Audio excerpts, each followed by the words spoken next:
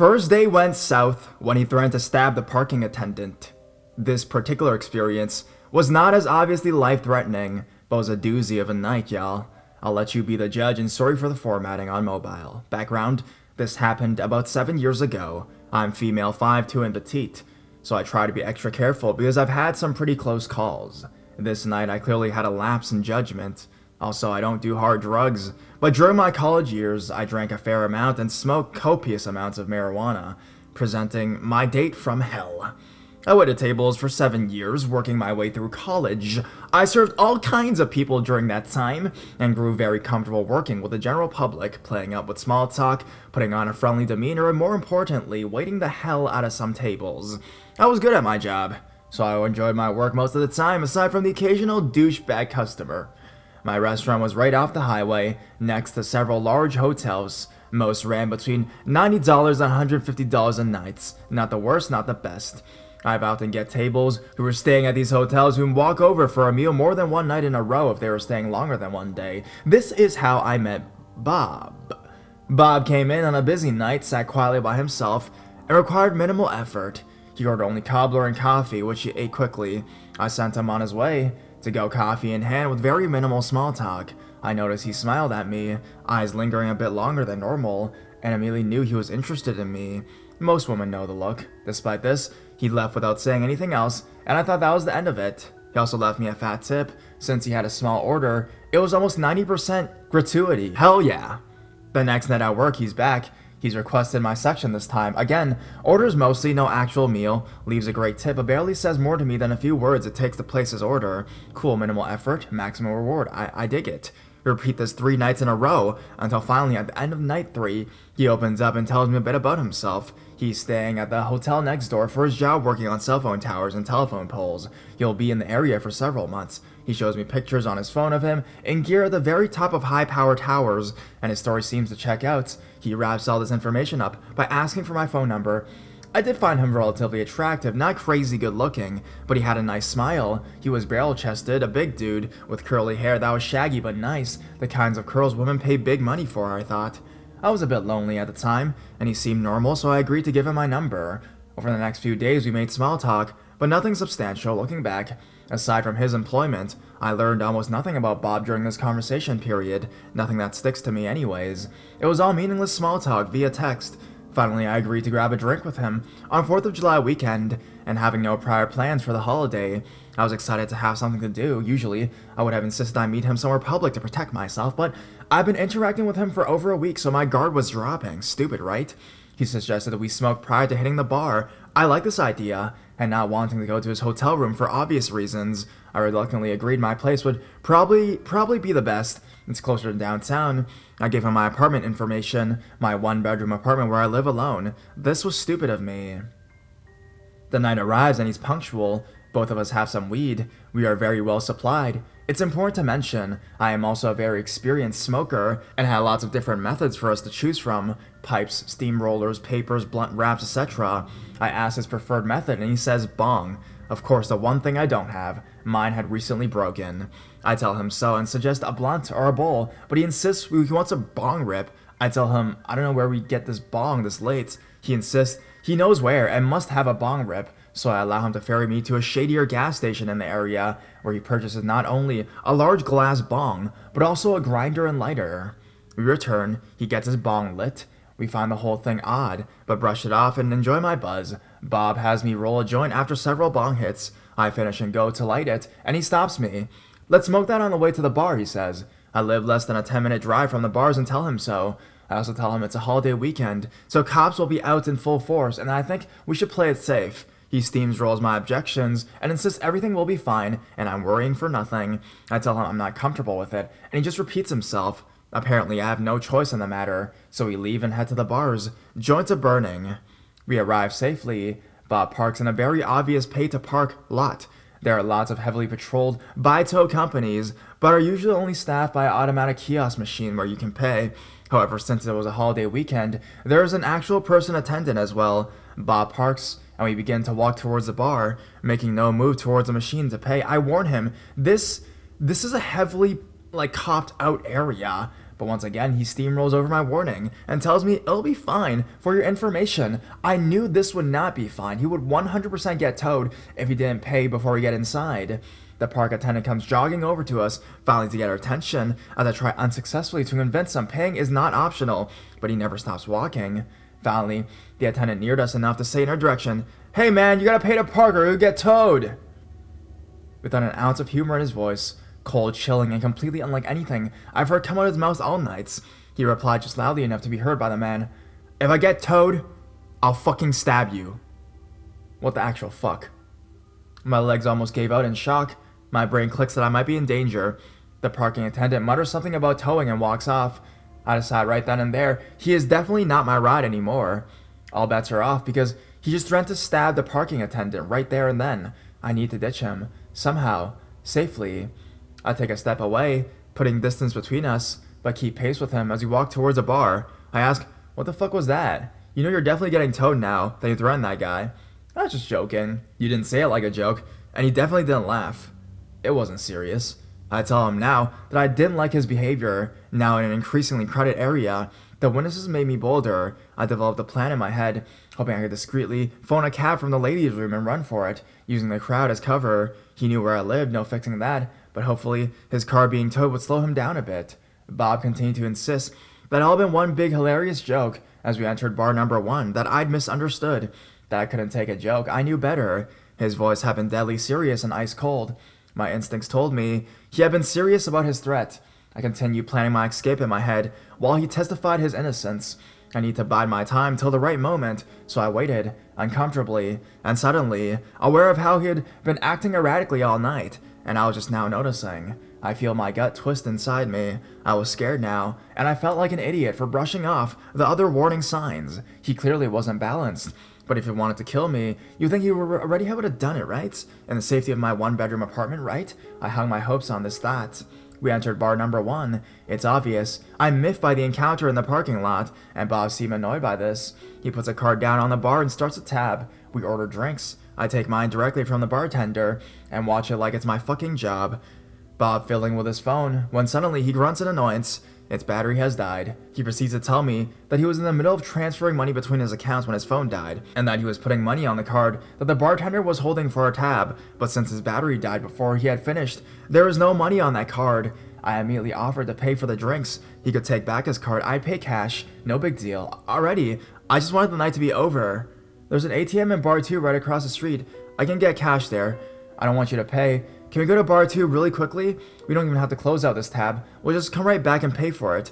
I've been inside bar 2 many times. I am way more comfortable there than in bar 1. I'm even friends with one of the barbacks. So I'm hoping perhaps he can help me escape my nightmare date as gracefully as possible with minimal risk. I send up a silent prayer he's working tonight and agree wholeheartedly to just dip right out of here with the unpaid tab, credit card left behind. He's coming right back to pay anyways, right? We go to bar 2. The ladies' room is right next to the ATM. As he's using it, I excuse myself and slip into the ladies' room. I might be the luckiest chick in the world because my friend Heather, bless her soul, came stumbling out of a stall behind me as I was staring hopelessly into the mirror above the sinks, silently cursing my own stupidity and wishing I was anywhere else but in my current predicament. I was saved. Relief washed over me in a wave, and I ran into her arms and hugged her violently, telling her all about my weird date, how he had been erratic all night and threatened to stab the parking attendant not 30 minutes ago in his creepy voice, and most importantly, how I didn't want him to drive me home anymore. How I just wanted to get away, but needed a ride. Heather turned out to be out with her husband and his friends, some of which I knew. We made a plan. She'd walk with me to their table and I'd sit with them. They keep an eye on me as I explained to Bob that I wasn't feeling a connection and wanted to finish the night out with my friends. They keep me safe and drive me home later. We planned the whole speech, but I never had to use it. I walked out the bathroom door and he was gone. I didn't see him again that night, nor did he text me. Heather filled everybody in, and the guys were real sweet about it, putting me in the center seat, so I was obscured from view mostly by passerbys. A sick feeling in my gut tells me he stuck around and watched me join the boys at Heather's table, and maybe even sit extra low in my chair.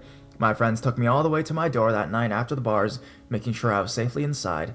Abandoned on the coffee table was a glass bong, brand new grinder and lighter Bob had insisted upon buying, paid probably $60 for, then took maybe 3 hits off.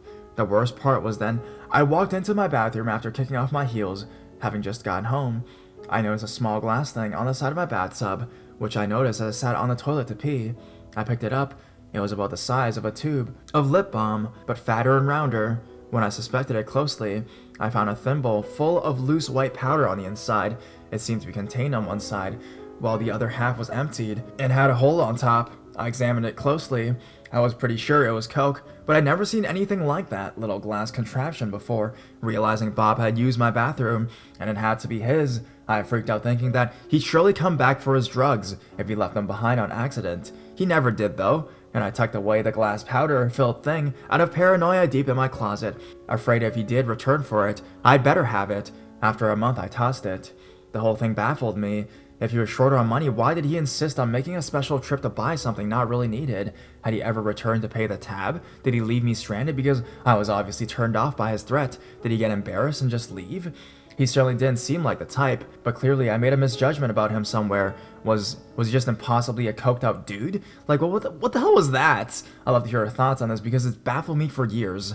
Bob went radio silent for a month, then texted, "Hey," 3 times in 1 week. I didn't respond. The next week he showed up at my work, requesting my section again. I was shocked to see him, but he spotted me already, so I thought to speak to him at least, but decided to give the table away to another server. He acted as if nothing ever happened, asked me why I didn't respond to his text. I told him I was busy. He said he'd like to hang out again.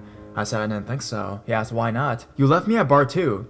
That's not exactly what happened. Well, regardless, you were my ride. You knew that. You didn't try texting or calling me, and you've got my number. You were gone when I came out of the bathroom, but luckily I found some friends, so it didn't matter." I walked away at that point and let someone else get him his cobbler. He didn't try to contradict my statement that he left me stranded at the bar, at the very least, nor did he mention the cocaine he left in my bathroom. Bob continued to text me occasionally for the next 3 years, every 3 to 6 months or so. A one-word text came through, "Hey." Testing the waters, I never answered. I keep his number saved in my phone, so I don't accidentally answer a text this very day, just in case, should he ever try again. So Bob, let's not meet ever again, you freaking coked out weirdo.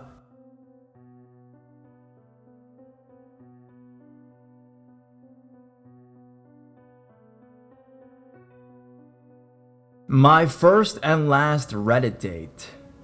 During my freshman year of university about 4 years ago, I was quite tired and lonely because I didn't make many friends and 2 of my majors were pretty overwhelming.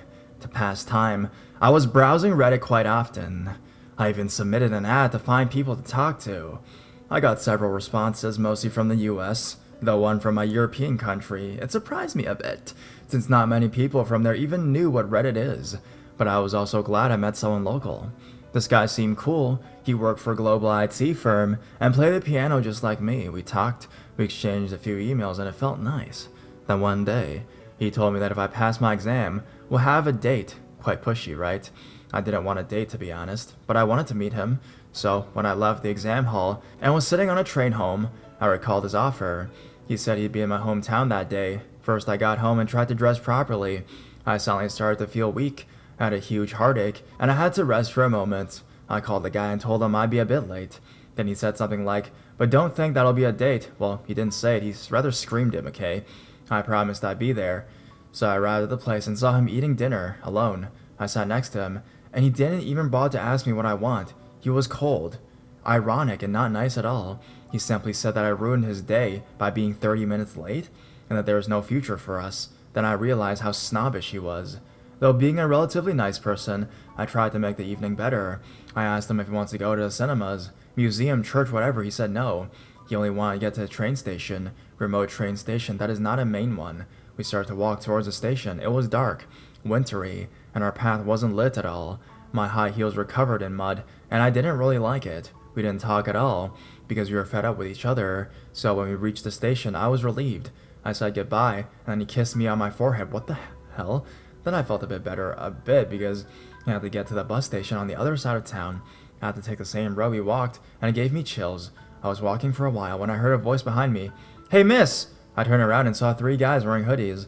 I started to walk faster and didn't answer. "Hey, miss, you lost something!" I heard again, but I didn't turn this time. I didn't lose anything, no way. "Hey, miss! Miss, wait!" I heard again and sprinted shouting, "No!" I agreed. It was strange and difficult. High heels are not racing shoes by any means. They start to run after me.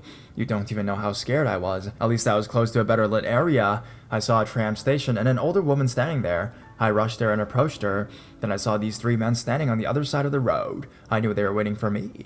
I called my friend who lived near. He said he was in dorms, but he'd also get there ASAP. I was shaking, being watched by these three guys. I realized one was holding something glowing in the dark. Was it a knife? I don't think. I want to know. My friend arrived. He is quite a big man. He tried to chase the three guys, but they disappeared into the darkness. He took me to the other train station building. We were sitting there for a while. I was trembling and crying, and he was holding my hand all the time. Then he gave me money for a cab, and I went home. My parents weren't happy about this. They said it was my fault. Was it? Really? I hope I'll never meet these men again. And you, my date, well, I don't want to ruin your day again, you know?